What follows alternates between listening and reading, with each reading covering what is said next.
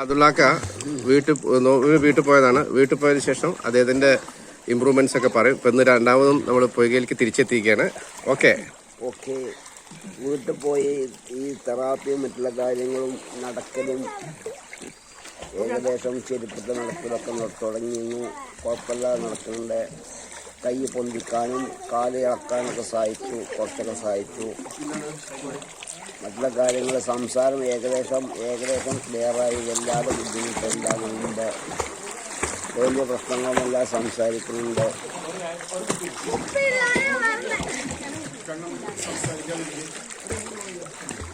ഈ ചെരുപ്പിട്ടുകൊണ്ട് നടക്കാനൊക്കെ തുടങ്ങിയിരിക്കുന്നു. മുമ്പ് ചെരുപ്പ് ഇട്ട് നടന്നാൽ പ്രശ്നമായിരുന്നു. കാല് പൊന്തിരുന്നില്ല. ഇപ്പോൾ കാലൊക്കെ കുറച്ചൊക്കെ പൊന്തി നിൽക്കുന്നു. കുഴപ്പമില്ല, നല്ല ഇമ്പ്രൂവ്മെന്റ് ഉണ്ട്.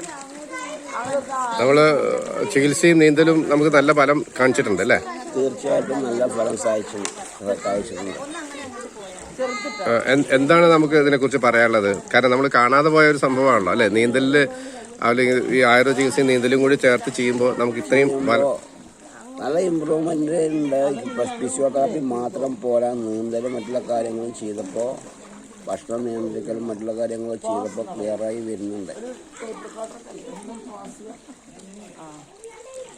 ഓക്കെ, നമുക്ക് നീന്തു കാണട്ടെ.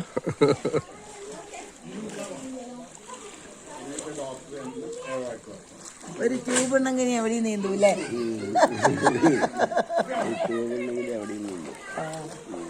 ഇത്രന്നെ കാറ്റ് വേണമെന്നില്ല, ഒരു പൊടി കുറച്ചിട്ട്. ധാരാ വരുന്ന നോക്കൂ. ആരപ്പ ട്യൂബ് ഊരിയേ? ആള് പോയോ? നിക്ക്